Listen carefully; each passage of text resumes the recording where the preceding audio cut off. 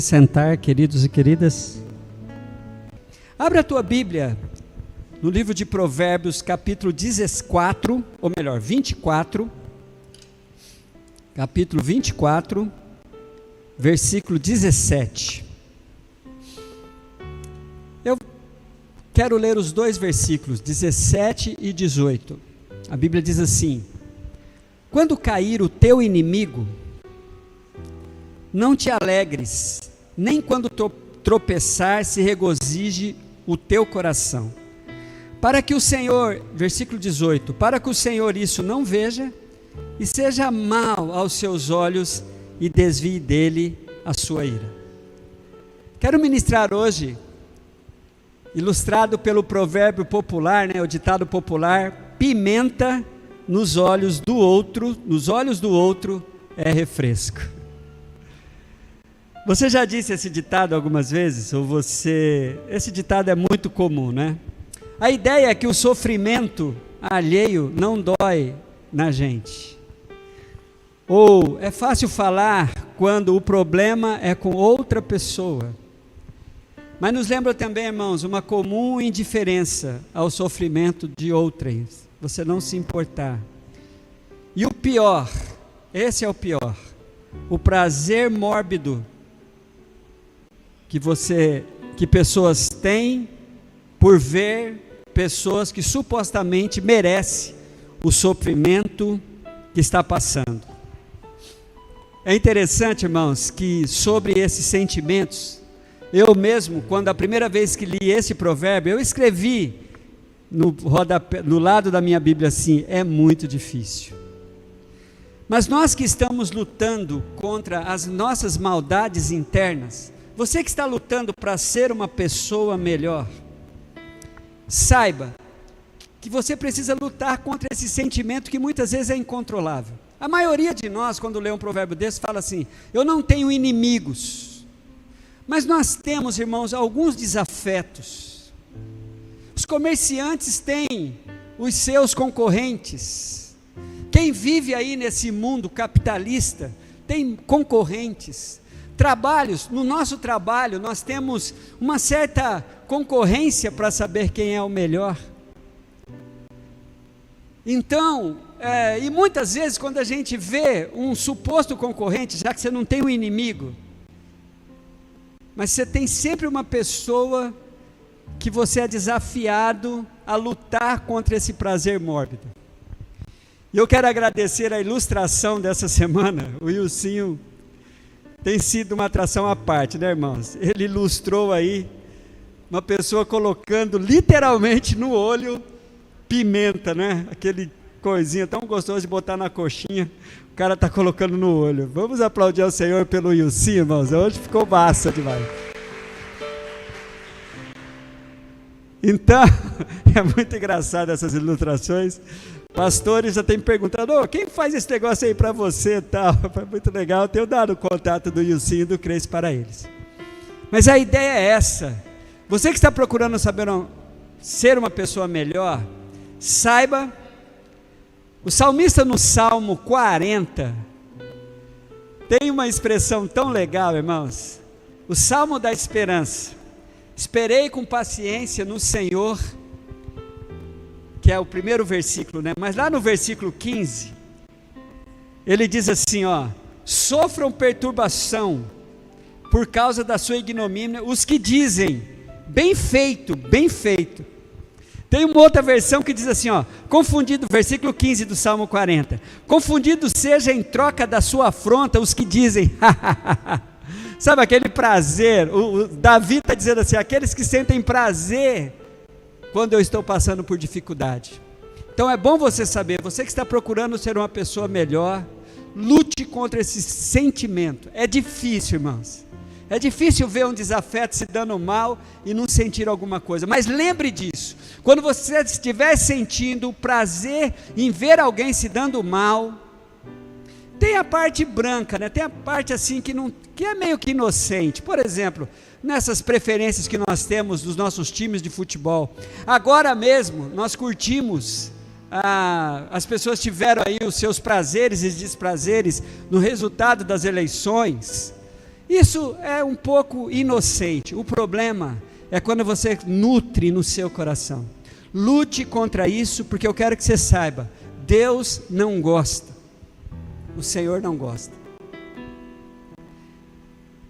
Mas vamos olhar para esse provérbio e começar com essa expressão sobre o outro. Quem é o outro, irmãos? O provérbio é: pimenta nos olhos do outro é refresco. Quem é esse outro? Você sabia que o segundo ser mais sagrado que existe na face da terra é o outro? É o seu semelhante? São as pessoas que fazem parte do seu convívio? O primeiro ser mais sagrado na face da terra é você. Você. Não existe lugares sagrados, irmãos. Não existe. A coisa sagrada, o objeto sagrado, ou o ser sagrado que tem na face da terra, é você com o seu corpo, e cada um das pessoas que convivem com vocês, e o corpo delas. Este é o espaço sagrado que tem. Então, se você é o primeiro, o outro é o segundo ser mais sagrado existente na face da terra. A gente aprendeu isso já quando já pregamos aqui e já lemos a Bíblia sobre isso. Logo então precisamos considerar o outro. E para considerar o outro, nada como a passagem, abra a tua Bíblia aí em Lucas capítulo 10, aquela passagem clássica da parábola do bom samaritano. A parábola do bom samaritano, eu quero que você deixe a sua Bíblia aberta aí, em Lucas 10, a partir do versículo de número 25, tá bom? Deixa a tua Bíblia aberta aí. Nós vamos encontrar aqui na estrutura dessa parábola, um homem, escriba. À época os escribas eram considerados uma espécie de advogado, era o doutor, era considerados também como doutores da lei. Esse homem chega para Jesus com uma pergunta fundamental, ainda que a sua intenção não fosse uma boa intenção, mas a Bíblia diz assim: eis que, versículo 25, eis que levantou um certo doutor da lei, tentando-o, Lucas 10, 25, tentando-o, dizendo: mestre, o que farei para herdar a vida eterna? Esse homem chega com uma dúvida, irmãos, fundamental, a questão da sua vida eterna, aonde você vai passar a eternidade. E ele lhe disse: o que está escrito na lei? Como lês? Perguntou Jesus a ele, e respondendo ele disse: amarás o Senhor teu Deus de todo o teu coração, e de toda a tua alma, e de todas as tuas forças, e de todo o teu entendimento, e ao teu próximo como a ti mesmo. E disse-lhe: respondeste bem. Jesus disse a ele: faze isso e viverás. Ele, porém, querendo justificar-se a si mesmo, disse a Jesus: e quem é o meu outro? E quem é o meu próximo? Gente, vamos conhecer esse indivíduo aqui, dentro da proposta do ditado. Esse indivíduo, um doutor da lei, ele tem no olho uma pimenta.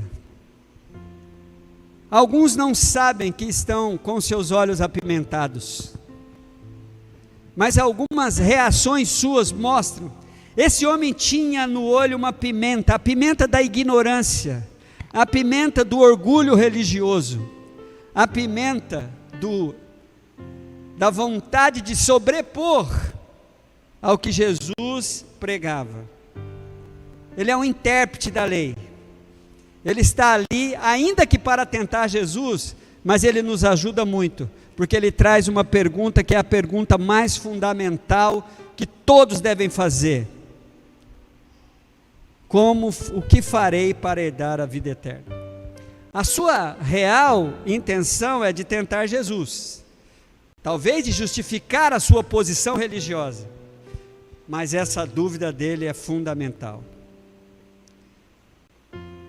Gente, a questão da vida eterna é bom que você saiba que você precisa se livrar do ardume espiritual que a perdição eterna provoca, e se refrescar com a ordem da salvação em Cristo Jesus. Esse homem era um homem religioso, mas estava perdido. Você sabia que você pode ter a certeza, você pode ter a convicção de que se você morrer hoje, você estará no céu com Cristo Jesus? A maioria das pessoas, inclusive os evangélicos, não acreditam nessa possibilidade. É Deus quem sabe. Olha, eu estou fazendo por merecer. Mas você sabia que é possível, com uma atitude, você resolver o seu problema da vida eterna? João 5,24 diz assim: em verdade vos digo, quem ouve a minha palavra e crê naquele que me enviou. Você tem ouvido a palavra de Jesus? Quem crer em Jesus, quem ouve a minha palavra e crê naquele que me enviou, tem a vida eterna. Não é que vai ter, tem a vida eterna, não entrará em condenação. Esse estado em Cristo Jesus, irmãos, nos tira de toda a condenação, e não tem nada a ver com a sua performance. Mas quem está buscando Jesus, está buscando ser uma pessoa melhor, e é nesse sentido que nós vamos olhar para os personagens desta parábola, como estamos fazendo agora. Aí Jesus continua, quando ele faz a pergunta de $1 milhão, quem é o meu próximo? Jesus continua com a parábola, e começa então nos trazendo esta parábola, que é uma das parábolas mais conhecidas que temos. Acompanhe comigo, queridos, versículo de número 30, e respondendo Jesus disse: descia um homem de Jerusalém para Jericó, e caiu nas mãos dos salteadores, os quais os despojaram, espancando-o, se retirando e deixando meio morto. E ocasionalmente descia pelo mesmo caminho certo sacerdote, e vendo-o passou de largo. E de igual modo também um levita, chegando àquele lugar, vendo-o passou de largo. Vamos conhecer esses 4 personagens desta parábola, e para vermos em que situação eles se encontram dentro da proposta desse nosso ditado. O homem que descia para Jericó. Esse caminho de Jerusalém para Jericó, irmãos, é um caminho muito perigoso. Era um caminho muito perigoso. Hoje não, que Israel é um dos países mais seguros para se viver, apesar de viver numa região de guerra. Mas dessa época era um caminho muito perigoso. Esse homem, ele tem nos olhos a pimenta da solidão. Ele tem nos olhos o ardume de andar solitário por caminhos perigosos. Preste atenção nisso que eu vou te dizer. Ele estava vivendo como todos nós estamos, e viver é perigoso. Viver é muito perigoso. Mas viver sozinho, irmãos, é mais perigoso ainda. Ele cometeu o erro de andar solitário. Ele cometeu o erro de querer resolver os seus problemas sozinhos. Muita gente é muito solitário. Você sabia que Provérbios 18:1 diz que o solitário busca o seu próprio interesse e insurge contra a verdadeira sabedoria? Pare de querer viver sozinho, resolver todos os seus problemas sozinhos. Esse homem sofre isso. O ardume da solidão, de querer ser solitário, de querer andar sozinho por aquela região, era muito perigosa. Ele então se coloca à mercê de salteadores. E quem são os salteadores, queridos? Esses também têm a pimenta nos seus olhos, e os seus olhos estão apimentados, porque são pessoas que olham para o outro apenas com desejo de fazer o mal. O prazer doentio de se aproveitar das pessoas mais frágeis para tirar vantagens dela, inclusive deixando-as meia mortas. Tem gente que é assim, além dos profissionais da área, os ladrões, mas tem gente que tem um prazer, irmãos, de se dar bem sempre, prejudicando os outros. Esses são os salteadores da vida, deixando as pessoas feridas. Estão sempre prontas para ferir, para machucar. E foi aquele homem que sofreu o ataque disso. Mas nós temos alguns salteadores, que é bom que nós saibamos disso. O primeiro salteador, o top 1000 de todos, Satanás, tem o objetivo na sua vida sempre de matar, roubar e destruir. Satanás, nessa tentativa de matar, roubar e destruir, ele levanta pessoas que acabam fazendo o que ele gosta. Por isso que existem os criminosos, são estimulados pela proposta do inimigo. Não é Satanás que incorpora um ladrão, alguém para fazer o que faz, mas eles acabam fazendo aquilo que Satanás é especialista em fazer: matar, roubar e destruir. O mundo religioso também, irmãos, apresenta os seus salteadores. E tem um salteador que eu quero que você tome cuidado. Quando você, o alto salteador, quando você é um salteador de si mesmo, quando você rouba de si mesmo o direito de ter uma vida de paz, esses são aqueles que vivem no mundo de autodestruição, de uma vida afastada de Deus, destruindo o seu corpo com drogas, destruindo o seu corpo com bebidas, destruindo o seu corpo com comportamento imoral, afastado da bênção do Senhor. Autossalteadores, já pensou nisso? Pessoas que se destroem, que se ferem, que se machucam, em uma busca desenfreada de um mal chamado hedonismo, o prazer a todo custo. O autossalteador. E quais são as armas que os salteadores usam? Algumas armas mesmo. Alguns assaltam com armas, com faca, mas tem algumas armas. A arma que mais machuca, irmãos, é a língua. Salteadores nesse mundo usam muito a língua, e é bom você saber que a sua língua tem o poder da morte e o poder da vida. Alguns usam a posição social, porque é superior em termos na pirâmide social. Olha para os outros e os ferem, aqueles que talvez não estejam no mesmo status social dele. Por isso que a igreja existe, onde todos são chamados de irmãos. Aqui não tem doutores, aqui não tem doutoras, aqui não tem pessoas superiores, nós somos iguais. Em Cristo não há judeu, não há grego, não há mulher, não há homem, não há escravo e não há senhor. Todos nós somos um em Cristo Jesus. Por isso que aqui não é lugar de fazermos uso dos nossos títulos e os nossos cargos. Eu tenho um orgulho muito grande da nossa igreja, porque as pessoas que aqui têm alguns cargos, são pessoas que não fazem questão de dentro da igreja serem identificadas por esses cargos. Nós somos iguais, porque Cristo nos faz iguais. Vamos aplaudir Jesus por isso, irmãos.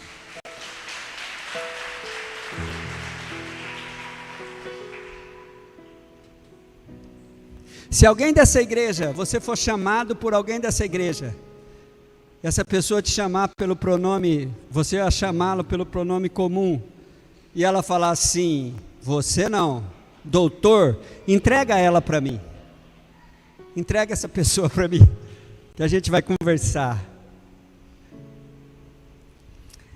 E aqui não tem, graças a Deus. Se tiver, entrega para mim, tá, irmãos? Irmãos, outra coisa que fere as pessoas é a nossa religião. Uma das armas que fere as pessoas. Jamais devemos usar a nossa religião para ferir. Os talentos, os dons, a minha fé, a minha doutrina, ela tem que servir para edificação e não para o estrelato e não para diminuir ninguém. Eu não posso usar os anos que eu tenho de ser membro da igreja ou ser de qualquer agremiação religiosa, o suposto conhecimento bíblico, os cargos ou as funções que eu tenho dentro da minha denominação, a tradição que desde o meu metralhador avô eu faço parte dela. Isso eu não devo usar para ferir ninguém. E muita gente usa sua religião para ferir os outros. Mas eu quero lhe fazer uma pergunta, você que é tão orgulhoso da sua tradição religiosa. A sua tradição religiosa tem uma harmonia com o que Jesus ensinou? Isso é com você e ele. A Bíblia diz, irmãos, que nós somos pessoas que foram plantadas nessa terra para sermos instrumentos da mão de Deus para abençoar pessoas. A outra arma é a omissão. A Bíblia diz assim: aquele que sabe fazer o bem e não faz, comete pecado. E eu tive, fazendo uma pesquisa, pedi ajuda para a Emi. Falei: Emi, omissão de socorro é um crime. Você sabia disso? A Emi passou lá, deu uma aulinha rapidinho de código penal para mim. Eu achei interessante, eu tinha uma dúvida disso, mas você sabia que se você evitar de socorrer uma pessoa e tiver testemunhas que te viu você fazendo isso, você está cometendo um crime? E que tem uma pena leve a princípio de 6 meses ou então multa, mas se essa pessoa vir a falecer, você pode ficar preso até 1 ano e meio. A omissão de socorro é um crime, tanto no Código Penal brasileiro, como talvez em todos os códigos penais do mundo, mas também é um pecado bíblico. A Bíblia diz em Tiago, capítulo 4:17, aquele que sabe fazer o bem e não faz, comete pecado. Este foi o erro dos próximos personagens que eu quero compartilhar com os irmãos: o sacerdote e o levita. Esses caras têm os olhos apimentados pelo egoísmo, pela religião e pela tendência pecaminosa. Eles, olha só que doideira esses caras fazem, irmãos. Eles usam a Bíblia para pecar. E como isso é comum até hoje, as pessoas usar a palavra de Deus para pecar, usar a Bíblia para pecar. Esses aqui são umas espécies de salteadores também para mim. O sacerdote levita é uma espécie de salteador. Eles roubam daquele homem que foi acometido pelos salteadores profissionais o direito de ser socorrido porque estava ferido. Eles roubaram esse. Esses, além de ter a pimenta nos olhos, são cazadores de ardume nos olhos dos outros. Eles estão com os olhos apimentados. Religiosamente, irmãos, eles estavam certos. Conheçam esses homens na parábola. Acompanhem comigo o que eles fazem aí na parábola. Olha comigo, por favor, os versículos de número que a gente leu aí. Versículo de número 31. E ocasionalmente descia pelo mesmo caminho certo sacerdote, e vendo, passou de largo, e o levita também fez o mesmo. O que esses homens estão fazendo? Religiosamente eles estão fazendo o que a religião manda, pois eles estão evitando uma suposta contaminação da lei judaica, que não poderia tocar nenhum cadáver. A lei judaica impedia que o levita e o sacerdote tocassem num cadáver, porque se eles assim o fizessem, eles ficariam um tempo de quarentena, sem poder realizar os serviços culticos no santuário, no templo lá em Israel. Então eles estavam, olharam aquele cara pela aparência, o cara estava parecendo que estava morto, o infeliz estava lá, parecia que estava morto. Então eles usam aqui a letra da lei que mata para cometer um pecado. Irmãos, o medo da contaminação chega a ser mais pecaminoso do que o suposto fugir da aparência do mal. Muitos querem, queridos, preste atenção nisso, que isso é uma coisa muito clássica entre nós. Muitos querem ser mais crentes, mais fiéis do que Jesus. Sabe assim, inventa tantas regras, tantas coisas, que Jesus jamais inventaria tantas regras, tantos não pode, não deve, que a gente faz nessa tentativa de ser uma pessoa melhor. Jesus foi chamado de comilão e beberrão, porque andava no meio daqueles que supostamente contaminaria qualquer religioso judaico. Por isso é que ele foi chamado de comilão e beberrão, amigos de pecadores, conforme diz Mateus 11:19. Queridos, vocês percebem como pimenta nos olhos dos outros? Quem tem esse provérbio como estilo de vida, está com os seus olhos apimentados pelo ardume de sentir prazer na desgraça alheia. Mas vamos conhecer o personagem top desta parábola, o samaritano. O samaritano, esse não tinha pimenta nenhuma nos olhos, irmãos. esse não tinha pimenta nenhum nos olhos, e não tinha nenhum prazer no sofrimento dos outros. O que a Bíblia diz sobre esse personagem? Olhe comigo, irmãos, por favor. De igual modo também, versículo 33, mas um samaritano que ia de viagem chegou ao pé dele, e vendo-o, moveu-se de íntima compaixão, e aproximando-se, atou-lhe as feridas, aplicando azeite e vinho, pondo-o sobre a sua cavalgadura, levou para uma estalagem e cuidou dele. E partindo outro dia, tirou 2 dinheiros, e deu-lhes ao hospedeiro e disse-lhe: cuida dele, e tudo o que ele mais gastares eu te pagarei quando voltar. Qual, pois, desses 3 te parece que foi o próximo daquele que caiu nas mãos dos salteadores? E ele disse: o que usou de misericórdia para com ele. Disse, pois, Jesus: vai e faz da mesma maneira e viverás. Vai e faz da mesma maneira. Irmãos, olhem para mim, por favor. Esse samaritano, muitos preferem ver ele como uma representação de Jesus. Realmente, Cristo fez isso, irmãos. Cristo exerceu esse papel do samaritano. Cristo foi lá, e nós somos esse infeliz que foi acometido pelos salteadores. Cristo foi lá, nos resgatou, cuidou dos nossos ferimentos. Quem quer ver o samaritano como Jesus, verá, curando, pagando o preço. Nesse caso, a hospedaria é a igreja. Jesus então nos socorreu, nos levou para a hospedaria, nos coloca dentro da igreja, para que fôssemos cuidados, e depois disso depois de sarados e curados, fôssemos também cuidadores. Jesus deixou as despesas pagas daquele homem. Não há mais cobrança para um pecador salvo, curado por Jesus. Se ele dever alguma coisa, Jesus fala aqui na parábola que a gente deve cobrar dele. Você tem coragem de cobrar de Jesus o pecado do outro? Você tem? Mas essa é a ideia. Está aqui, paga a conta dele. Quando eu voltar, se ele estiver devendo alguma coisa, eu pagarei o resto. Este é o Cristo que nós devemos crer. A tua conta está paga por Cristo Jesus. Quem diz amém para isso? Quem aplaude a Jesus por isso? Mas, irmãos, olhemos para esse samaritano para nos libertarmos desse maldito adágio popular: pimenta nos olhos dos outros é refresco. Olhemos para o samaritano como exemplo para o nosso viver. Através dele, Jesus deixa bem claro que pimenta nos olhos do outro não é refresco. E Jesus então está nos dando uma aula, está nos dando um ensino de amor prático, o amor bíblico, a relação bíblica que nós devemos ter com as pessoas. As pessoas estão aí, queridos, no mundo, feridas. E não é no mundo não, as pessoas estão feridas. Nós estamos feridos muitas vezes, pessoas estão feridas próximos de nós.